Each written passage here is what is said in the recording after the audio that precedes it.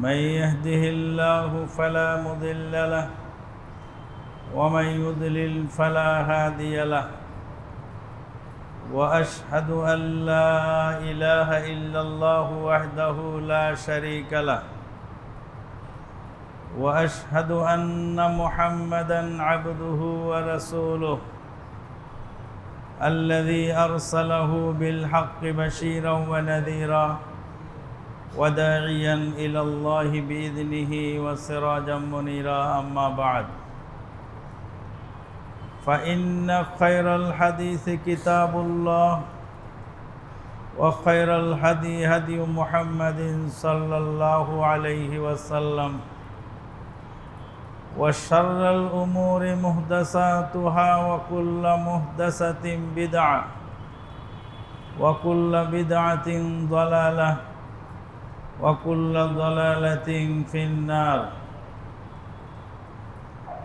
أما بعد فقد قال الله تبارك وتعالى في الكلام المجيد والفرقان الحميد يا أيها الذين آمنوا اتقوا الله حق تقاته ولا تموتن إلا وأنتم مسلمون يا أيها الناس اتقوا ربكم الذي خلقكم من نفس واحدة وخلق منها زوجها وبث منهما رجالا كثيرا ونساء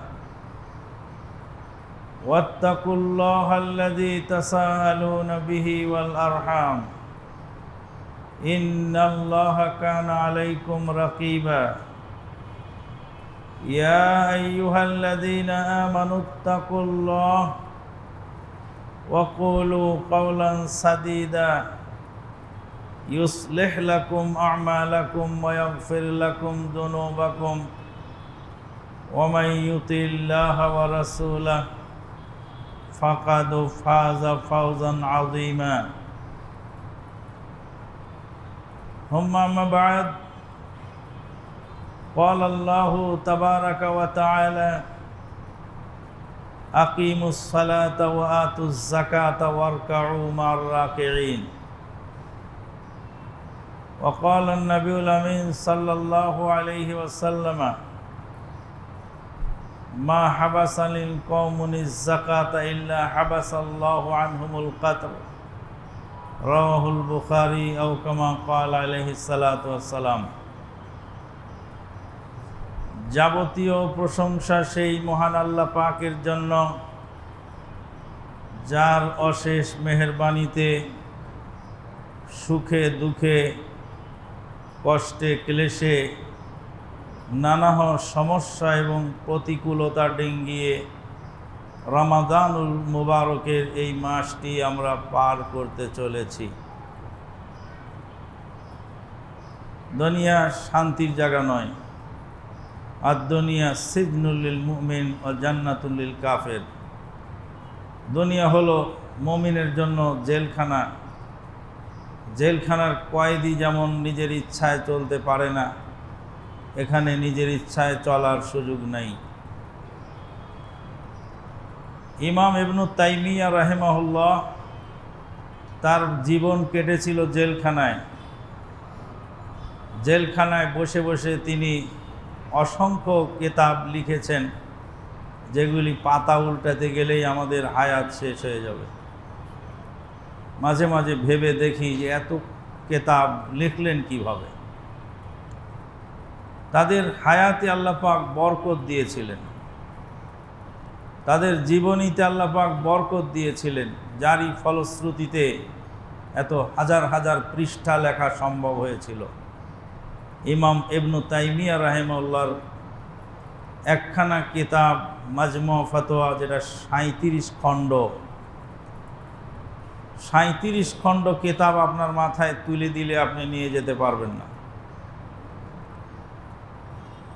কষ্টের ভিতরে সমস্যা ডিঙ্গিয়ে যখন যে পরিবেশে থাকবেন সেই পরিবেশেই ইবাদত করে এগিয়ে যেতে হবে। পরিবেশ শান্ত হোক, তারপরে ইবাদত করব, এরকম ব্যবস্থা বা এরকম অবস্থা আমাদের হতেও পারে, আবার নাও পারে। করোনা ছুটে যাবে, লকডাউন ছুটে যাবে, তারপর আপনি কাজ করবেন। করোনা ছুটার আগে, লকডাউন ছুটার আগে আপনার আমার আয়াতও শেষ হয়ে যেতে পারে। রমাদানুল মুবারকের এই মহান মাসকে রাসূলুল্লাহ সাল্লাল্লাহু আলাইহি সাল্লাম নিজে কাজে লাগিয়েছেন এবং উম্মতকে কাজে লাগাবার জন্য বিভিন্ন নির্দেশনা জারি করেছেন। আল্লাহ নবী সাল্লাল্লাহু আলাইহি সাল্লাম রমাদানের শেষ দশকে কোমর বেঁধে ইবাদত করতে লেগে যেতেন, পরিবারকে জাগিয়ে দিতেন, নিজেও রাত্রি জেগে ইবাদত করতেন, অধিক পরিমাণ দান করতেন। দানশীলতা তার রমাদান মাসে বেড়ে যেত। জিবরিল আমিন আলাইহিস সালাতু ওয়াস সালামের কাছে কোরআন পড়তেন। আল্লাহর নবী জিবরিল আলাইহিস সালামের কাছে কোরআন পড়তেন, কোরআন শোনাতেন এবং শুনতেন। রমাদানুল মুবারকের এই মাসের সবচেয়ে বড় বৈশিষ্ট্য হলো কোরআন নাজিল হওয়া। কোরআন আজকে আমরা ছেড়ে দিয়েছি। কোরআন যদিও কেউ পড়ে, কিন্তু কোরআন মানার চেষ্টা করে না। হাদিস যদিও কেউ পড়ে, কিন্তু হাদিস মানার চেষ্টা করে না। এটাই হয়েছে আমাদের সমস্যা। কোরআন এবং হাদিস পড়ার জন্য, সেটা মানার জন্য নয়। বুখারী খতম করার জন্য, আমল করার জন্য নয়। রমাদানুল মুবারকের দ্বিতীয় বৈশিষ্ট্য হল সিয়ামে রমাদান। যেই সিয়ামে রমাজানটা হলো আহলে হাদিস জামাত এবং অন্যান্য ইসলামী দলের মৌলিক পার্থক্য সূচিত এই জায়গায় করে। দুনিয়াতে যত ইসলাম কায়েমকারী দল আছে, সবারই বক্তব্য হলো ক্ষমতা দখল করো, লাঠি পিটিয়ে সমান করো। ক্ষমতা না থাকলে কিছুই করা যায় না, ক্ষমতা থাকলে লাঠি পিটায় সব সমান করা যায়। সমস্ত ইসলামী দলের একটা থিম। আর আহলে হাদিস জামাতের থিম হলো যে মানুষের মগজ ধুলাই করো, আকীদা চেঞ্জ করো। আকীদা চেঞ্জ না করা পর্যন্ত লাঠি পিটিয়ে ক্ষমতা দখল করে কোনো কাজ হবে না। জোর করে পরের বাড়ি দখল করা যায়, কিন্তু তার মন জয় করা যায় না, তার আকীদার পরিবর্তন করা যায় না। এটা হলো মৌলিক পার্থক্য। অন্যান্য আন্দোলন এবং আহলে হাদিস আন্দোলনের মধ্যে মৌলিক পার্থক্য। যাই হোক, এই প্রসঙ্গে লম্বা বক্তব্য দেওয়ার সুযোগ আমার নেই। তবে সংক্ষিপ্ত কথা যেটা, সেটা হলো এই, যার নিজের নাই সে অপরকে দিতে পারে না। যার নিজের টাকা নাই অপরকে দিতে পারে না। নিজেরই নাই তো আপনাকে কি করে দিবে? যার নিজের বিদ্যা নাই সে অপরকে বিদ্যা দিতে পারে না, সে নিজেরই নাই, আপনাকে দিবে কোত্থেকে? যার নিজের নিরাপত্তা নাই সে অপরকে নিরাপত্তা দিতে পারে না। আর যার নিজে পথ চেনে না সে অপরকে পথ দেখাতেও পারে না। আজকাল আমাদের দেশে যত পথ প্রদর্শক সেজে বসে আছে, অধিকাংশ পথ প্রদর্শকেরা নিজেরাই পথ চেনে না। কারণ হলো হেদায়েত রয়েছে কোরআন এবং সহিহ সুন্নাহর মধ্যে, আর তারা হেদায়েত খুঁজছে মানব রচিত কেতাবের মধ্যে, মানুষের তৈরি করা মতবাদের মধ্যে হেদায়েত খুঁজছে। এটা হলো মৌলিক পার্থক্য, যার ফলে হেদায়েত পাওয়া খুব দুষ্কর। কিয়ামত পর্যন্ত যেমন মৌমাছি থেকে মধু পাওয়া যাবে, সাপের কাছে বিষ পাওয়া যাবে, কিয়ামত পর্যন্ত বেদাতির কাছে বেদাত পাওয়া যাবে, হেদায়েত পাওয়া যাবে না। কিয়ামতের আগের দিন পর্যন্ত সাপের কাছে বিষই পাবেন আপনি, মধু পাবেন না। মধু পেতে হলে মৌমাছির কাছে যেতে হবে। কিয়ামত পর্যন্ত আপনি বেদাতির কাছে বেদাত পাবেন, কিন্তু হেদায়েত পাবেন না। কারণ বেদাতি নিজেই হেদায়েত বোঝে না। যাই হোক, আজকের আলোচ্য বিষয় যাকাত এবং দান সাদকা। যাকাত শব্দের অর্থ হল বৃদ্ধি করা, আর নুমু ওয়া জিয়াদা, মালকে বৃদ্ধি করার যেই পদ্ধতি তার নাম হলো যাকাত। কোনো একটা গাছ লাগিয়ে গাছের গোড়ায় পানি দিলেন, সার দিলেন, গাছটা তরতাজা হলো, বড় হলো। এই যে আপনি যে গাছকে পরিচর্যা করলেন, এটা হলো যাকাত। গাছটা বাড়তে থাকলো। আউযু বিল্লাহি মিনাশ শাইতানির রাজিম।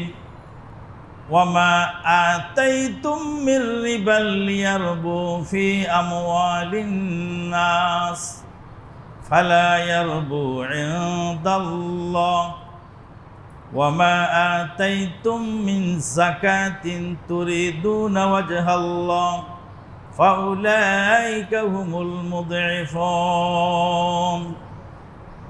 আল্লাহ পাক বলছেন, ওয়ামা আতাইতুম মির রিবাল লিয়ারবু ফি আমওয়ালিন নাস, মানুষের মাল বৃদ্ধির জন্য তোমরা সুদি কারবার করো। সুদ এ জাতিকে এমনভাবে আঁকড়ে ধরেছে, যত অর্থমন্ত্রী আসতেছে ইসলামী মুসলিম, বলছিলাম এদেশে ইসলামী মুসলিম দেশ, আর যারা অর্থমন্ত্রী তারা হলেন মুসলিম।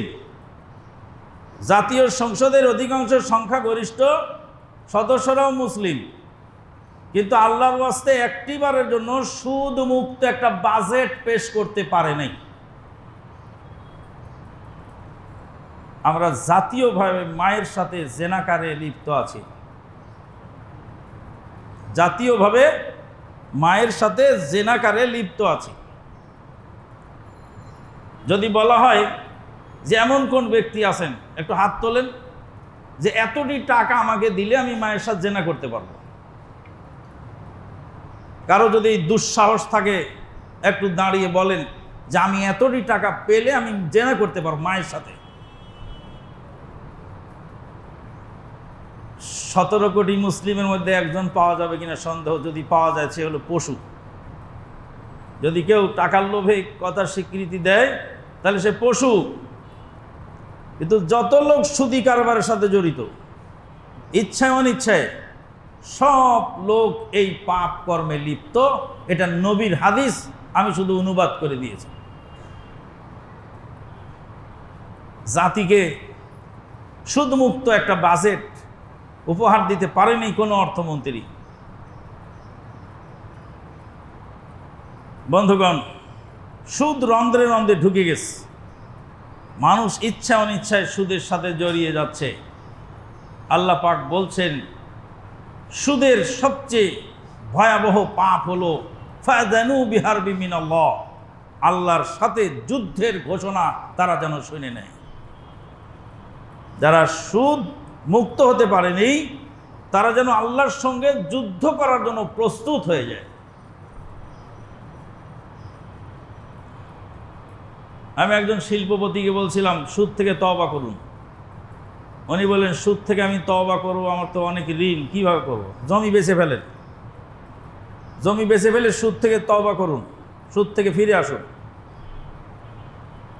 আর এক সমাবেশে বলছিলাম ইফতার মাহফিলে, যে আপনাদেরকে যদি ইফতারিতে বসিয়ে দিই, যদি বলি যে আপনাদের এই টিকিয়াটা আজকে দেওয়া হয়েছে ইফতারির খানার মেনুতে, এই টিকিয়াটা মরা গরু দিয়ে বানানো হয়েছে,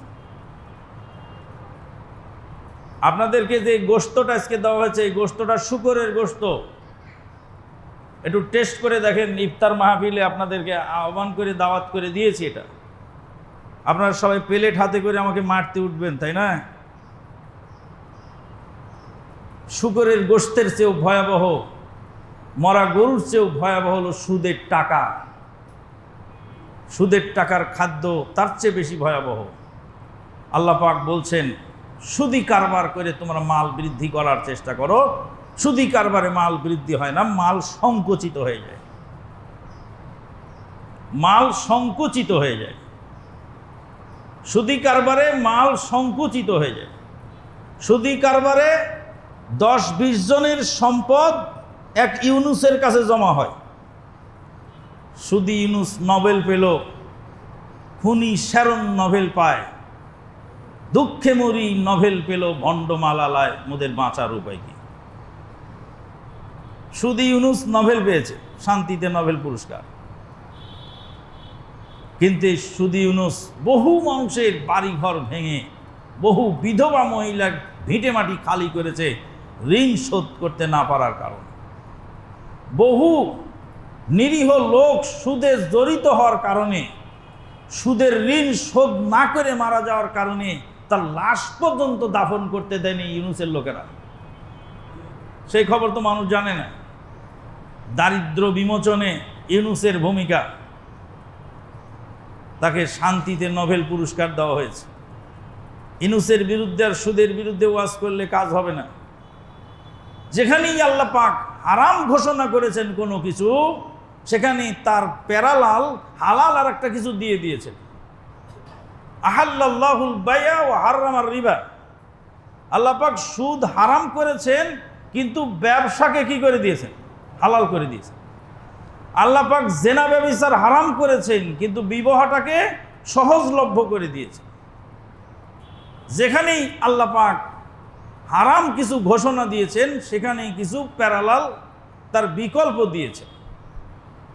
তাহলে সুদের এই ভয়াবহ করাল গ্রাস থেকে জাতিকে হেফাজত করতে হলে জাকাত, ফিতরা, দান, সাদকা এগুলি নিশ্চিতভাবে, সামাজিকভাবে, রাষ্ট্রীয়ভাবে, ব্যক্তিগতভাবে, সর্বতোভাবে এটাকে সুন্দরভাবে আদায় করার এবং গরিবদের মধ্যে সুষম বন্টন করার ব্যবস্থা চালু করতে হবে। রাষ্ট্রীয়ভাবে আপনার পক্ষে সম্ভব নয়, যেহেতু সেখানে ক্ষমতা আপনার নেই, কিন্তু আপনার সমাজটাকে তো করতে পারেন। আপনার নিজের আত্মীয় স্বজনের ভিতরে গরিব দুঃখী মানুষকে পুনর্বাসন করার জন্য আপনার নিজের জাকাতের টাকা তো পরিকল্পিতভাবে আপনি সুন্দরভাবে বিতরণ, বন্টন এবং কর্মসংস্থানের ব্যবস্থার মাধ্যমে কিছুটা হলেও তা আপনি লাঘব করতে সক্ষম। বন্ধুগণ, কিন্তু আমরা তা করি না। আল্লাহ পাক বলছেন, ওয়ামা আতাইতুম মিন যাকাতিন তুরিদুনা ওয়াজহাল্লাহ ফাউলাইকা হুমুল মুদঈফুন। তোমরা যে যাকাত দাও আল্লাহর সন্তুষ্টির জন্য, যাকাত আল্লাহর সন্তুষ্টির জন্য যেটা দাও, ওটাতে মাল বৃদ্ধি হয়। এক মগ খিচুড়ি বিতরণ করতে 15 জন নেতার সেলফি লাগে। 15 জন নেতা মিলে এক মগ খিচুড়ি দিচ্ছে এক বিধবায়। লজ্জা লাগে না?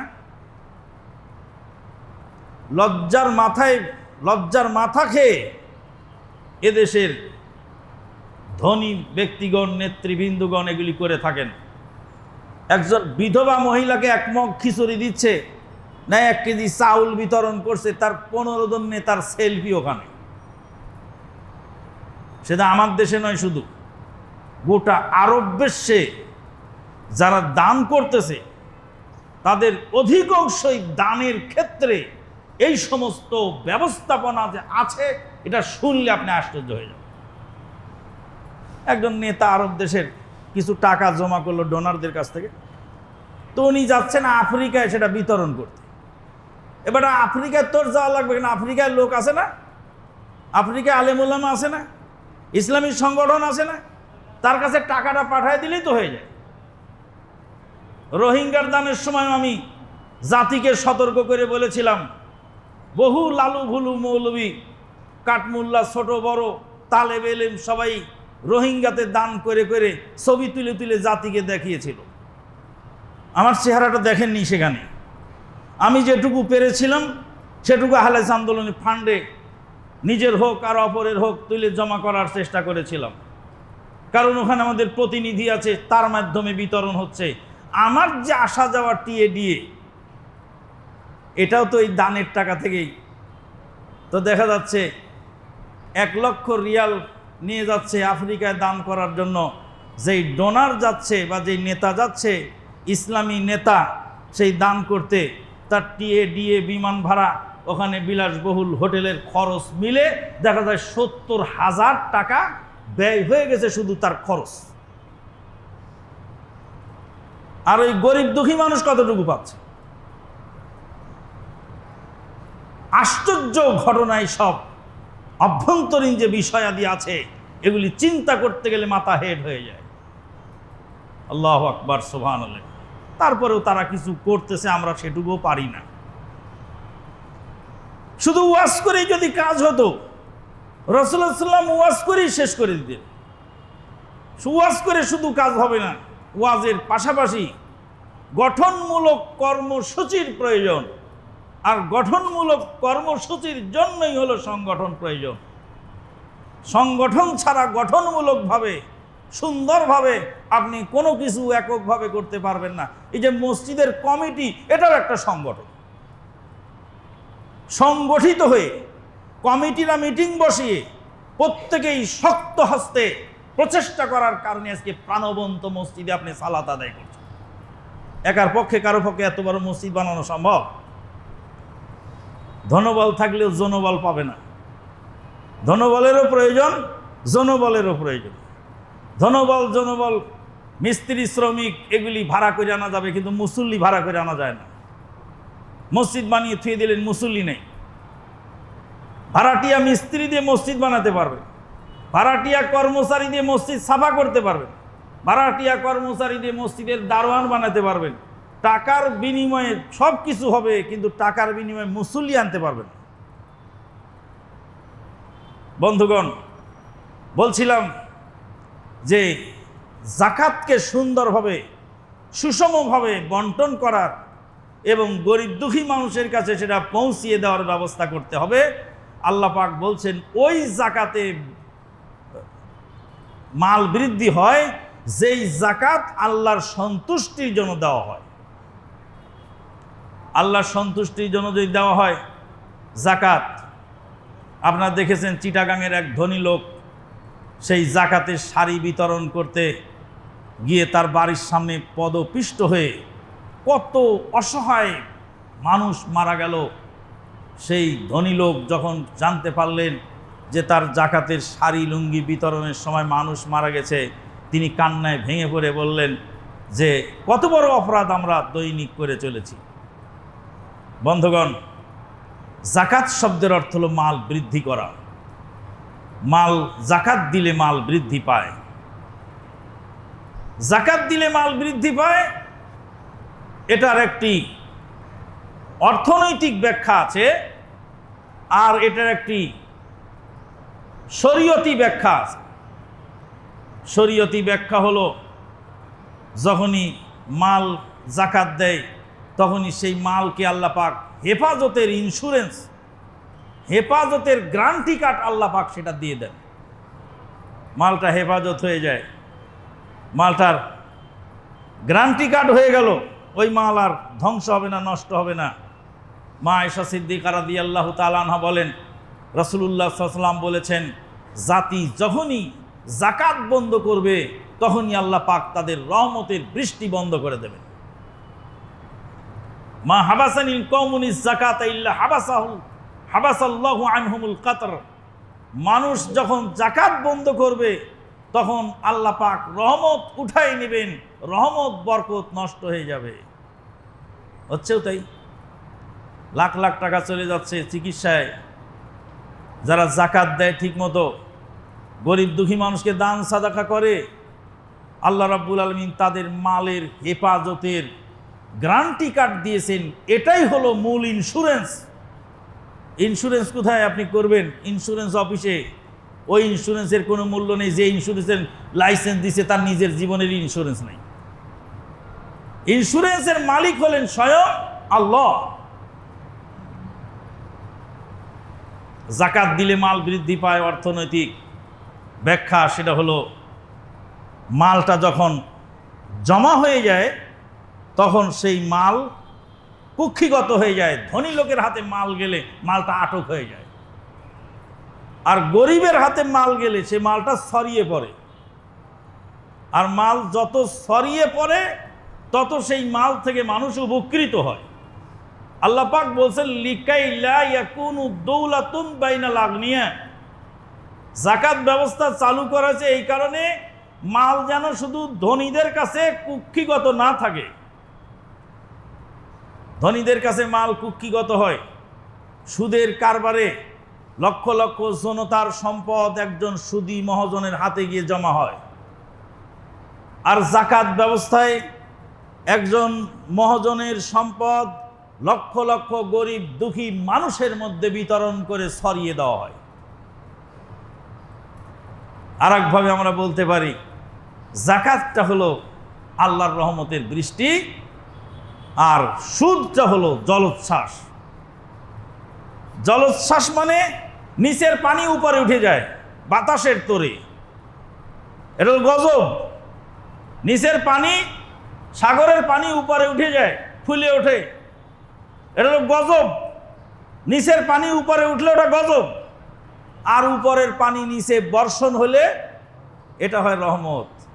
ধনী লোকের টাকা গরিবের পকেটে গেলে সেটা হলো রহমতের যাকাত, আর গরিবের পয়সা ধনীর পকেটে গেলে সেটা হলো গজবের জলোচ্ছ্বাস। একজন ধনী লোক যাকাত দিল, মনে করুন একজন ধনী লোকের 10 লাখ টাকা যাকাত হয়েছে, 10 লাখ টাকা সে যাকাত দিয়ে দিল, হাজার হাজার গরিবের মধ্যে 10 লাখ টাকা বন্টন করে ফেলল।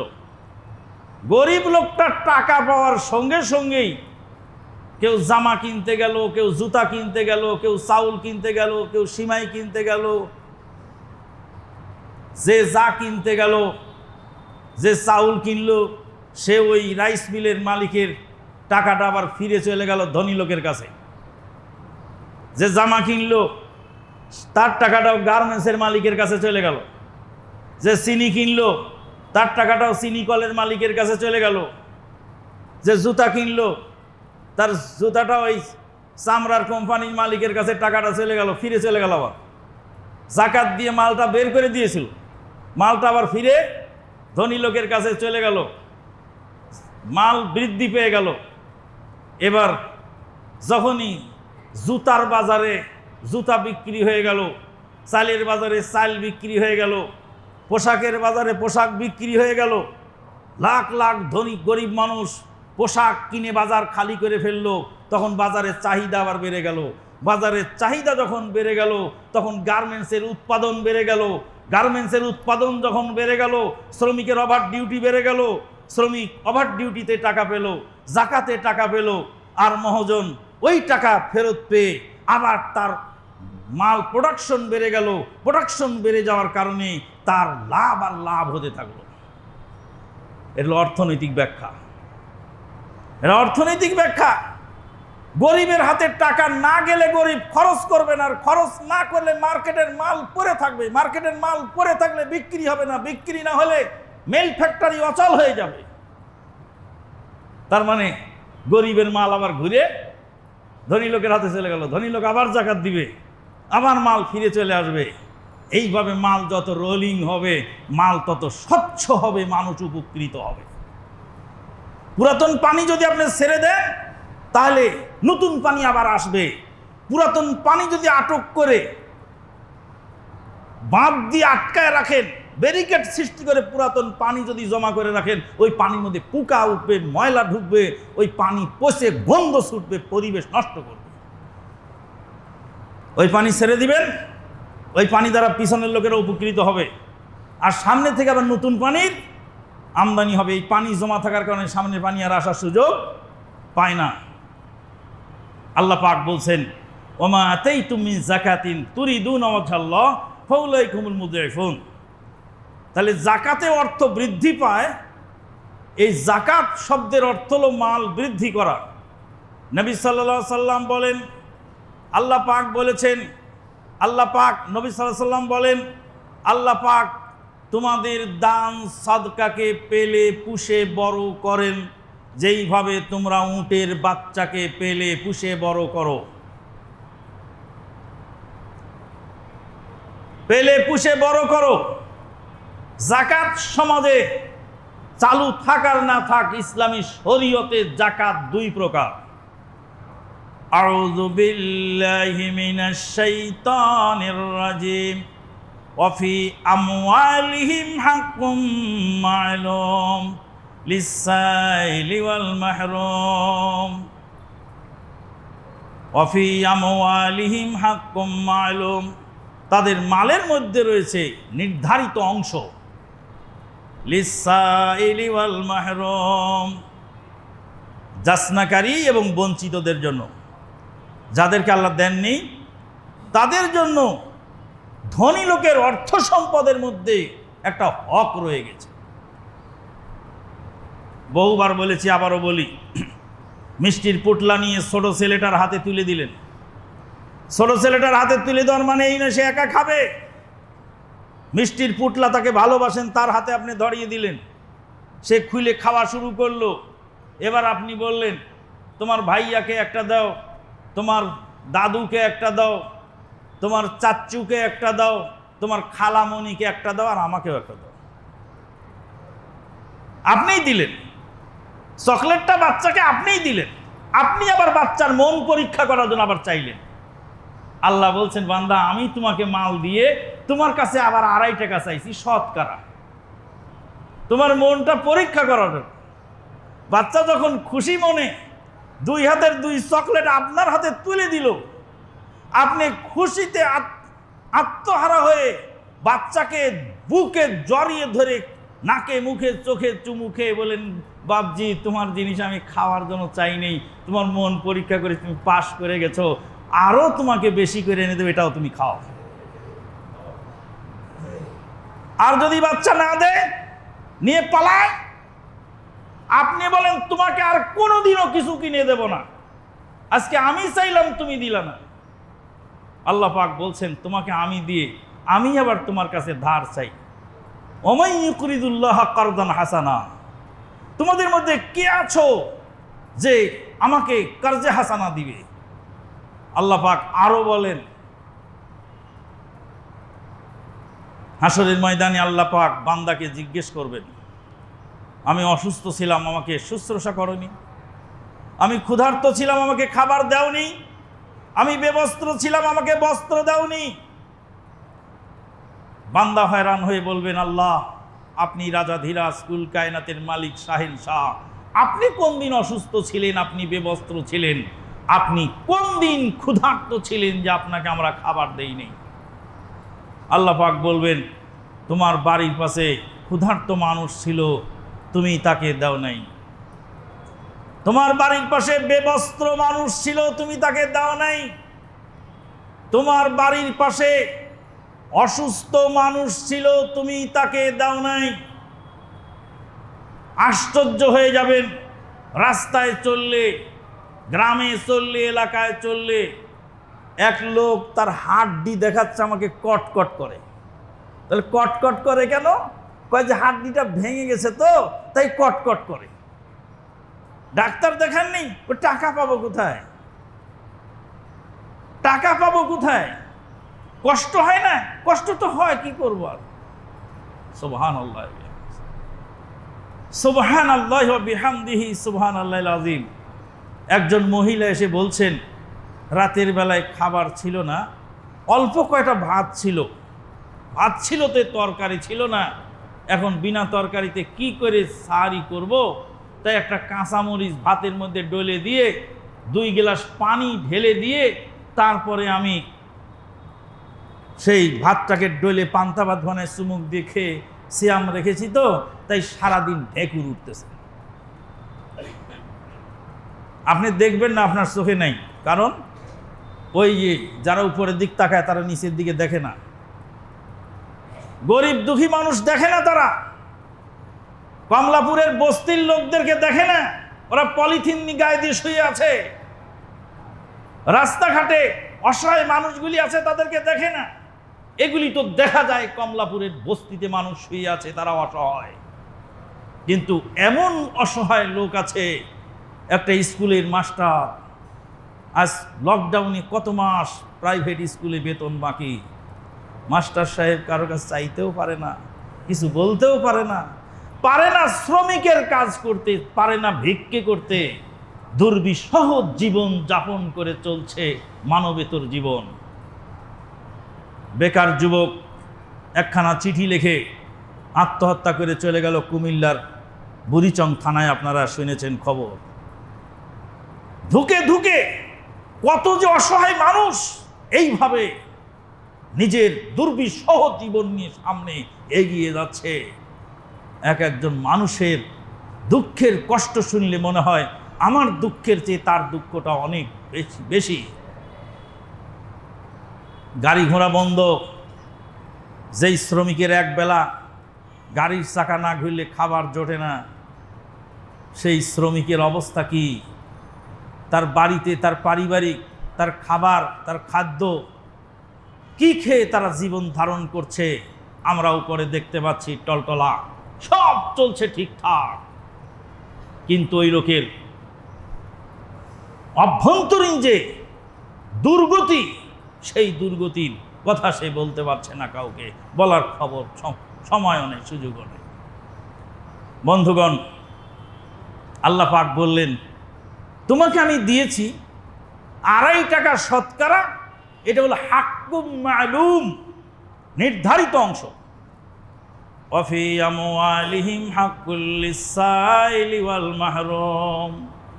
অন্য আয়াতে আল্লাহ পাক বলছেন তাদের মালের মধ্যে বঞ্চিতদের হক আছে, নির্ধারিত অংশ বলেননি। এক আয়াতে বললেন নির্ধারিত অংশ আছে, আর এক আয়াতে নির্ধারিত অংশ বলেননি, বললেন হক আছে, এটুকু বলে শেষ করে দিলেন। ওলামায়ে কেরামগণ 2 আয়াতের ব্যাখ্যায় বলছেন নির্ধারিত অংশ যেটা হচ্ছে ফরজে জাকাত। ফরজ জাকাত হলো নির্ধারিত অংশ, আর যার জাকাতের নেসাব হয়নি, 750 কেজি খাদ্য উৎপন্ন হয়নি ক্ষেত থেকে, 750 কেজির কম, সেই ব্যক্তির জাকাত নির্ধারিত অংশ নয়, সেই ইচ্ছামতো 2-5 কেজি দান করে দিবে।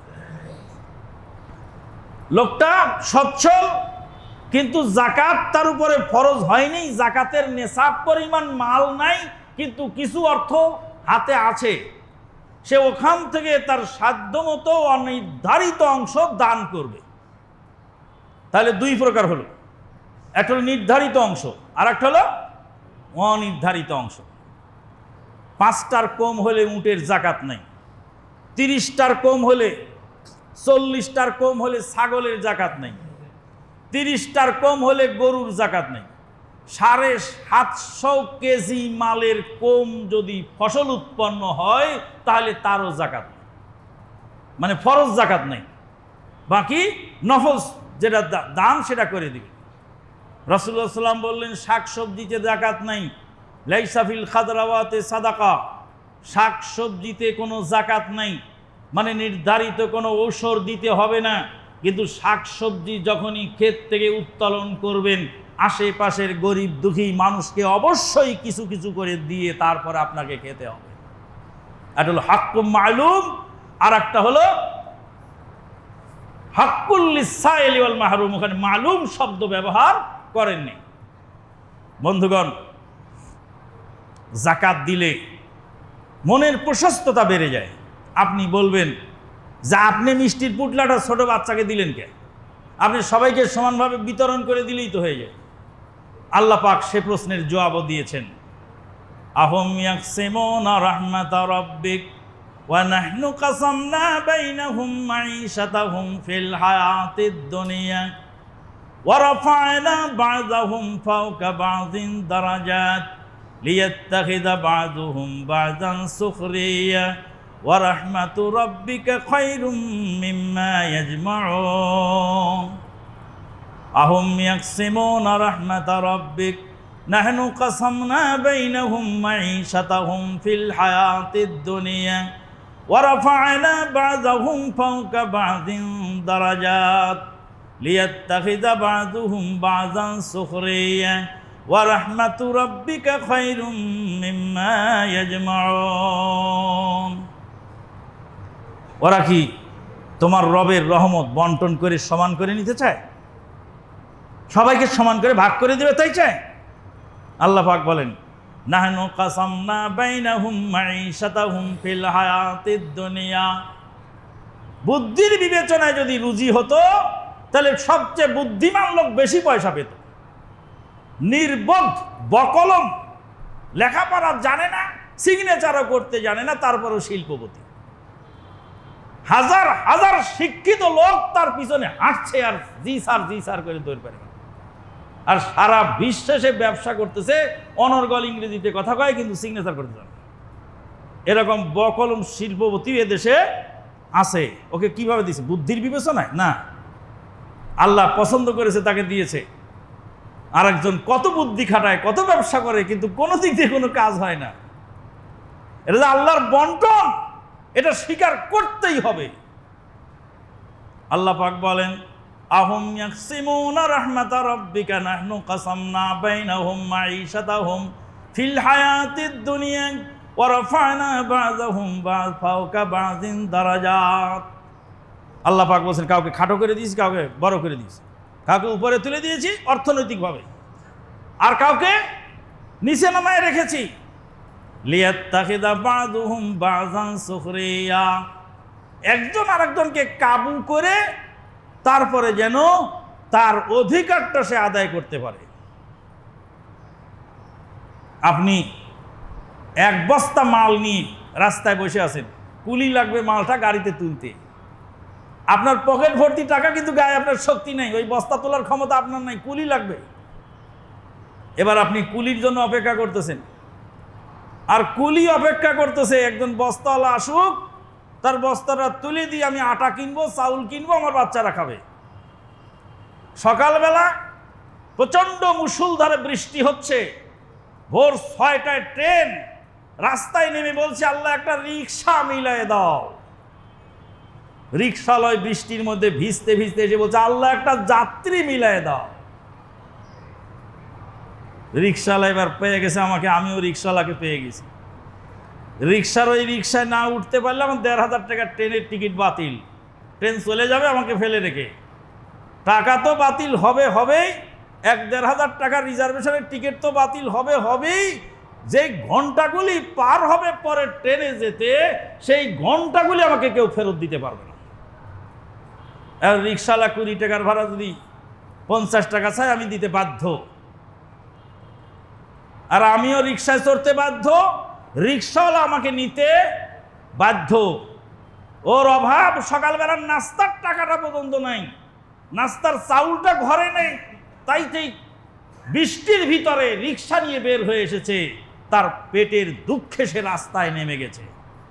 আল্লাহ পাক বলেন, লিয়াত্তাখিযা বা'যুহুম বা'যান সুখরিয়া, একজন আরেকজনকে কাবু করে তার অধিকারটা যেন সে আদায় করতে পারে। যদি সেই কাবু না করার সিস্টেম থাকতো, তাহলে অধিকার আদায় করতে পারত না। হাতের মধ্যে ৫টা আঙ্গুল আল্লাহ সমান করে দেননি। দুনিয়ার সব মানুষ যদি কোটিপতি হয়ে যায়, সব মানুষ কোটিপতি, একদিনে ১৭ কোটি মানুষ সবাই কোটিপতি হওয়ার পরে বলছে, আমার একটা ঘর বানানো দরকার, বিল্ডিং। রাজমিস্ত্রি, এই রাজমিস্ত্রি আমার বিল্ডিংটা বানায় দাও। রাজমিস্ত্রি বলছে, আমিও তো কোটিপতি, আমার বিল্ডিং তুমি বানাও। সব মানুষ কোটিপতি হলে পৃথিবী অচল হয়ে যাবে।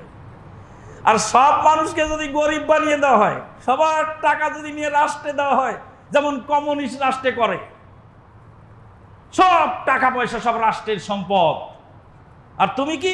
তুমি হলো জেলখানার কয়েদি। জেলখানায় কাজ করে ভাত খায়। আর কমিউনিস্ট রাষ্ট্রের ভিতরে পুরো রাষ্ট্রটা হলো জেলখানা, হলো মানব রচিত বিধান। ক্যাপিটালিজম এবং কমিউনিজমই জাতিকে শান্তি দিতে পারেনি।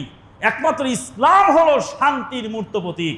ইসলাম বলছে মানুষের পুঁজিকে স্বীকৃতি দিতে হবে, মানুষ তার মেধার ভিত্তিতে, মানুষ তার শ্রমের ভিত্তিতে সে অর্থনৈতিকভাবে এগিয়ে যাবে। আর কিছু লোক থাকবে তার কর্মচারী, তারা কাজ করে তার পয়সাগুলি নিয়ে খাবে, উপকৃত হবে, আর সে শ্রমিক দিয়ে উপকার হাসিল করবে কাজ করায়। এটা আল্লাহ পাকের বিধান। আল্লাহ রাব্বুল আলামিন সুন্দর ব্যবস্থা দিয়েছেন, কিয়ামত পর্যন্ত মানুষ চিন্তা করলে এর কুল কিনারা খুঁজে পাবে না। যারা যাকাত দেয়নি তাদের কি অবস্থা হবে?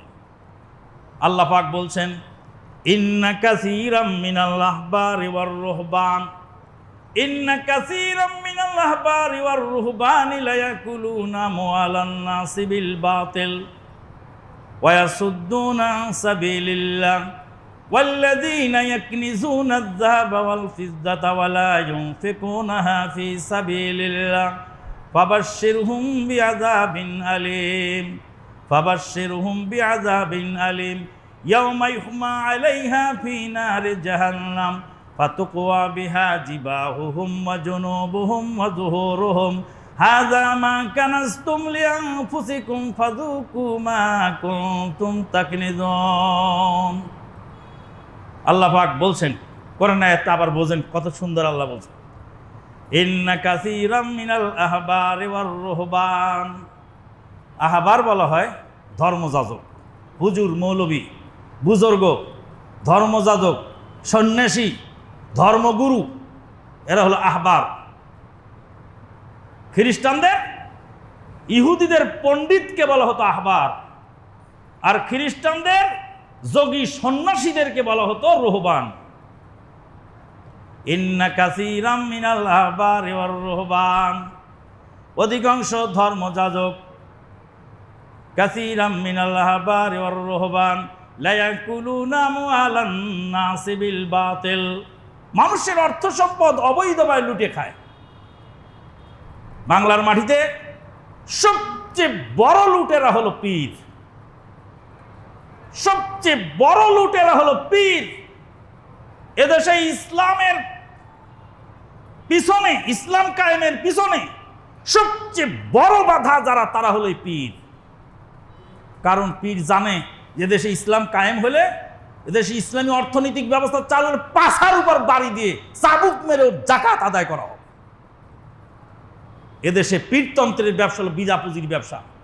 কত কোটি কোটি টাকা যে এক এক পীরের, কত কোটি টাকার যে মালিক, এটা দুদকেও জানে না, বাংলাদেশ সরকারও জানে। দুদক এরে ধরে ওরে ধরে, আজকে কোনোদিন বললো না যে অমুক পীরকে ধরা হয়েছে। মাছ ভান্ডারি মাজারে যান, যায় দেখেন গলা পর্যন্ত এক মানুষ পর্যন্ত টাকা পড়ে আছে, বেলচা দিয়ে টাকা বস্তায় ভরছে, সেই টাকা মেশিন দিয়ে ব্যাংকে নিয়ে গুনে গুনে তারপর আছে। এক এক পীরের কত টাকা, সেই টাকার খবর কিন্তু দুদক জানে না। একজন পীর সাহেব গামছা মুড়ি দিয়ে, গামছা কাছে নিয়ে ঘাড়ে নিয়ে ওয়াজ করতেছে, আর আল্লাহ নবী না খেয়েছিলেন। আল্লাহ নবীর বাড়িতে খাবার ছিল না, আল্লাহ নবীর বাড়িতে চুলা আগুন জ্বলে নাই। নবী যখন ইন্তেকাল করেন রে বাবা, তখন নবীর বাড়িতে একটু জয়তুনের তেল জ্বালানোর মতো বাতিও ছিল না, বাতি জ্বালাবার মতো তেলও ছিল না, কেঁদে জার জার হয়ে গেছে। মাহফিল শেষে দেখা গেল পীর সাহেবের ব্যক্তিগত নজরানা 26 লাখ। কি মনে করলেন? 26 লাখ টাকা বাৎসরিক ওরসে। এটা 2001 সালের খবর বলছি আমি। একজন পীর সাহেবের খাস মুরিদ, পার্সোনাল কাছের লোক, তিনি বললেন যে আমার পীর সাহেব এত কাঁদলেন যে নবীর বাড়িতে জয়তুনের তেল ছিল না বাতি জ্বালাবার মতো। সেই পীর সাহেবের ব্যক্তিগত তহবিলে একটা ওরস মাহফিল শেষে, বাৎসরিক ইসালে সোয়াব শেষে, পীর সাহেবের ব্যক্তিগত নজরানা 26 লাখ। আল্লাহু আকবার। আর এক পীর সাহেব চোখ বন্ধ করে ওয়াজ করতেছে আর বলছে যে হাসান বাসরীকে আল্লাহ এত ক্ষমতা দিয়েছিলেন। হাসান বাসরী আল্লাহর ওলি ছিলেন, তার এমন ক্ষমতা ছিল যে দুনিয়াতে বসে আল্লাহর আরশ দেখতে, দুনিয়াতে বসে আল্লাহকে ডাকতেন, আল্লাহ জবাব দিতেন, সে জবাবও তার কান দিয়ে শুনতো। এত ক্ষমতা তার হাত পা কানে ছিল। হাসান বাসরীর হাতে এত ক্ষমতা ছিল, কাকে জান্নাতের সার্টিফিকেট লিখে দিলে জান্নাত পেয়ে যেত। এই লোকের গাড়ি হারিয়ে গেছে, এই বক্তার গাড়ি হারিয়ে গেছে। গাড়ি হারিয়ে যাওয়ার পরে মসজিদে কেঁদে কেঁদে বলছে, বাবারা আমার গাড়িটা চোরে নিয়ে গেছে। খুতবা শেষে একজন মুসল্লি বলে, হুজুর এদিকে আসেন। মানে এক জুমায় কেঁদে বলছে, পরে এক জুমা দুই জুমা পরে এসে বলছে, হুজুর এদিকে আসেন। কি হয়েছে? বলছে একটু দয়া করে মেহেরবানি করে আমার এই ছোট্ট হাদিয়াটুকু গ্রহণ করুন। এই যে গাড়ির চাবি, নিচে পার্কিংয়ে গাড়িটা আছে, আর এই যে গাড়ির কাগজ। আপনার গাড়ি হারিয়ে গেছে শুনে আমার কলিজা ফেটে গেছে, তাই আমি একটা গাড়ি কিনে এনেছি আপনাকে গিফট করার জন্য। ওই বেয়াদব লোক, যে লোক এই ভণ্ড মৌলবীকে একটা গাড়ি কিনে দিল, সেই বেয়াদবের বাড়ির পাশে না খেয়ে লোক মরে, ওই বেয়াদব দেখার সময় পায় না। গোটা জাতিকে পাগল বানায় ফেলেছে, কোটি কোটি টাকা আত্মসাৎ করে একদম কুক্ষিগত করে ফেলেছে। ওই জন্য আল্লাহ পাক পুঁজিপতিদের বিরুদ্ধে কথা বলতে গিয়ে সর্বপ্রথম এই পীর পুরোহিতদেরকে আগে বললেন। আল্লাহ বললেন, ইন্না কাসীরাম মিনাল আহবারি ওয়ার রুহবান লা ইয়াকুলুনা মালান নাসি বিল বাতিল, মানুষের অর্থ সম্পদ অবৈধভাবে খায়, ওয়া ইয়াসুদ্দুনা আন সাবিলিল্লাহ, আর আল্লাহর পথে মানুষকে বাধা দেয়। আল্লাহর পথে মানুষকে বাধা দেয়, আল্লাহর পথে মানুষকে চলতে দেয় না। ওই লোক মসজিদ ভেঙেছে, মসজিদ ভেঙে রাম মন্দির বানিয়েছে, ওই লোককে দেশে আসতে দিবে না যেই হুজুর বলে, সেই হুজুর কালকে ফরিদপুরের শালথার মসজিদে আগুন দিয়ে পুরাইছে। ওই হুজুরের লোকেরা পুরাইছে, হুজুর কয় ওখানে মসজিদ ছিল না। আর এক হুজুর বলছে ভোলার মসজিদ ছিল মুরগির খামার, মরার পরে বুঝবি তুই মুরগির খামারে আগুন দিয়েছিস না আল্লাহর ঘর মসজিদে আগুন দিয়েছিস, মরে দেখ। মসজিদের লোটা বাটি পর্যন্ত লুট করে নিয়ে চলে গেছে, মুসল্লিদের পর্যন্ত মারধর করেছে। তারপরে বলছে ওটা মসজিদ ছিল না, ওটা ছিল মুরগির খামার। তো ওই লোক মসজিদ ভেঙে রাম মন্দির বানাইছে, তুই তাকে আসতে দিবি না। তো তোরাও তো মসজিদে আগুন দিস, সহি আকিদার মসজিদে, যেখান থেকে ইসলামের সহি প্রচার হবে। এই কথা বলার অর্থ এই নয় যে কাউকে আমরা বিপদগ্রস্ত অবস্থায় কিছু বলতে চাচ্ছি, এতটুকু বলতে চাচ্ছি যে ইসলাম যে মানে, সেই ইসলাম যে বোঝে, অরিজিনাল ইসলামের খবরই সে তার কাছে নাই, যে নিজে বোঝে না অপরকে বুঝাতে সক্ষম নয়। বন্ধুগণ, ভালো করে আপনাকে আবার বুঝতে হবে আপনি কোথায় আছেন। কবি বলছেন, ইজান কাশিউল গুবারু ফাসাউফা তারা তাহতা রিজিলিকাল কিলাবু ওয়া হিমারু, তাহতা রিজিলিকাল কালবু ওয়া হিমারু। ইজান কাশিওয়ান কাল গুবারু, যখন তোমার চক্ষের ধূম্রজাল কেটে যাবে, ফাসাউফা তারা তাহতা রিজিলিকাল কালবু ওয়া হিমারু আজাওয়াদিন তাহতা রিজিলিকা ওয়া হিমারু, তোমার চোখের ধূম্রজাল কেটে যাবে, তুমি ঘোড়ায় সুয়ার হয়েছো না গাধায় সুয়ার হয়েছো পরিষ্কার বুঝতে পারবা।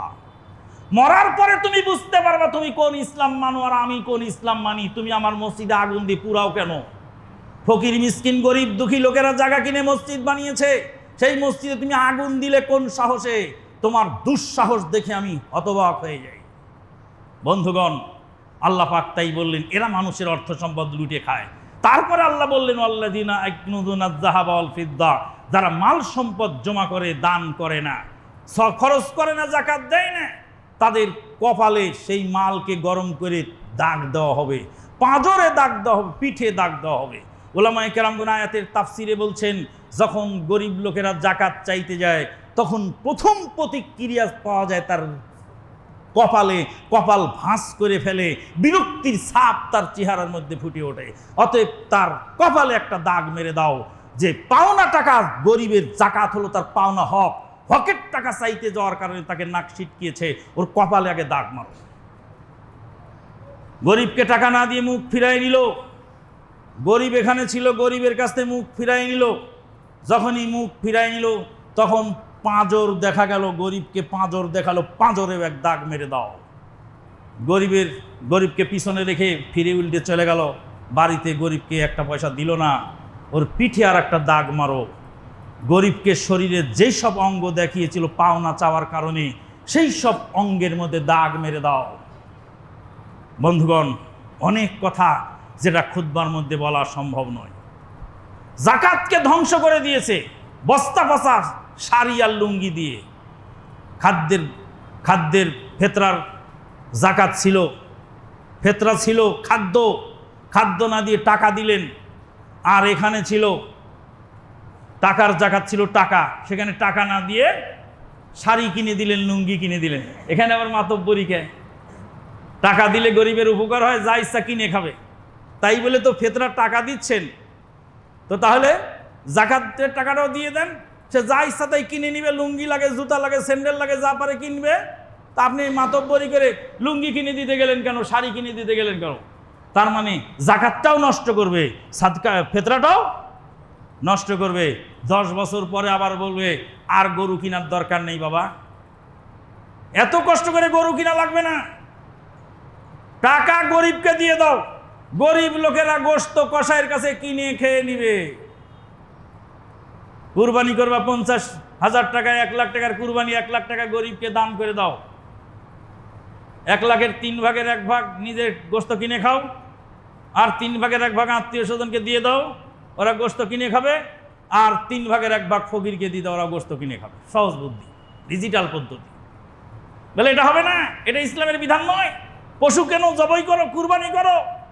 বলে না, ওখানে চাল কেনার ভয়ে তুমি যে টাকা দিয়েছিলে, তো এখানে গরু কেনার ভয়ে আমিও টাকা দিয়ে দেবো, তোমারটা যদি হয় তো আমারটাও চলবে। রাসূলুল্লাহ সাল্লাল্লাহু আলাইহি ওয়াসাল্লাম বলছে, যখনই বেদাত চালু হয় তখনই সেখান থেকে একটি সুন্নত উঠে যায়, যখনই সুন্নত উঠে যায় তখনই বেদাত চালু হয়। অতএব আসুন, কোরআন সুন্নাহ ভিত্তিক শেষ কথা যেটা আজকের খুতবার, সেটা হলো এই: বেদাতি প্রতিষ্ঠানে দান করা কিয়ামত পর্যন্ত হারাম। আবারও বলছি শুনুন, বেদাতি প্রতিষ্ঠানে দান করা কিয়ামত পর্যন্ত হারাম। দুধ কলা খাওয়ায় মানুষ করেছেন ওই সমস্ত মৌলবীদেরকে, যেই সমস্ত মৌলবীরা আপনাকে ইহুদির দালাল বলে। আপনার যাকাতের টাকা খেয়ে, কুরবানির চামড়ার পয়সা খেয়ে ওই মৌলবী লেখাপড়া শিখে কয় ডাক্তার জাকের নায়ক ইহুদির দালাল, ওই রকম মৌলবী বাংলায় যত বেশি হবে তত ইসলাম ক্ষতিগ্রস্ত হবে। ওর প্রতিষ্ঠানে টাকা দেওয়া তোমার জন্য হারাম। 2টা কারণে হারাম। একটা হলো বেদাতের চাষাবাদ সেখানে তারা করতেছে, আপনি দেওয়া মানেই হলো বেদাতের বৃদ্ধি করার সহযোগিতা করা। আর একটা কারণ, আপনার এখানে নিজস্ব প্রতিষ্ঠান, সহিহ আকীদার প্রতিষ্ঠান, এখানে খাবার পায় না ছাত্ররা, এখানে থাকার জায়গা হয় না। আমাদের এই মসজিদ, যারা দূরে কাছে দেশে ও প্রবাসে যারা আছেন দিনী ভাই ও বোনেরা, টাকা যাকে ইচ্ছা তাকে দান করে দেন, চোখের পানি ছেড়ে দিয়ে কাঁদে, কাঁদা দেখে টাকা দিয়ে ফেলেন, লাখ লাখ টাকা। খেয়াল করে দেখেন না কোথায় দরকার? শুনুন ভালো করে, এই মসজিদের যে জায়গা, এখানের মধ্যে শুয়া কাঠা জায়গা আছে মাদ্রাসার নামে, বাকি জায়গা মসজিদের নামে। শুয়া 1 কাঠা 25 পয়েন্ট জায়গা এখানে আছে মাদ্রাসার নামে।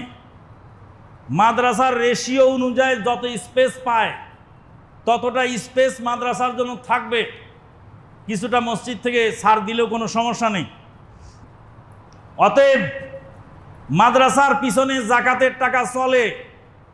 আমরা যে মাদ্রাসার যে অংশটা কনস্ট্রাকশন বাকি আছে, সেই তার মধ্যে 4 তলা মাদ্রাসার জন্য রাখা আছে। 4 তলার পুরা স্পেস মাদ্রাসার জন্য হবে। এবার 4 তলার কনস্ট্রাকশনে যে কস্ট, এই কস্টের যে টাকা লাগবে ওর মধ্যে আপনি যাকাতের টাকাও দিতে পারবেন। হাদিসটা আবার বলে দিচ্ছি, খুব রেগে গিয়েছিল লোকেরা আমার উপরে। ছোট ছোট ছেলেরা, উঠতি বয়সের বাচ্চারা ক্যামেরা কিনে চায়, কয় ভাইয়েরা আমি দিনের দাওয়াত দেই, আমাকে একটা ক্যামেরা লাগবে। ভাই আমি অমুক জায়গায় আছি, আমার একটা গাড়ি লাগবে। আর টাকা বিদেশ থেকে তোমার হয়েছে দান, তুমি করতেছো, যেখানে ইচ্ছা সেখানে ঢেলে দাও। আল্লাহর নবী বলছেন, মাল কোথা থেকে আয় করেছো ওটার হিসাব হবে, আবার ব্যয় করেছো কোথায় ওটাও হিসাব হবে। মাদারটেক মসজিদের মুসল্লিরা কষ্ট করে চলে, সেখানে তোমার দেওয়া হয়নি, সেখানকার ছাত্ররা পায়নি। চলে যাও অমুক জায়গায়, সেখানে গিয়ে দেখো মুসল্লিদের কি নিদারুণ অবস্থা, কষ্ট।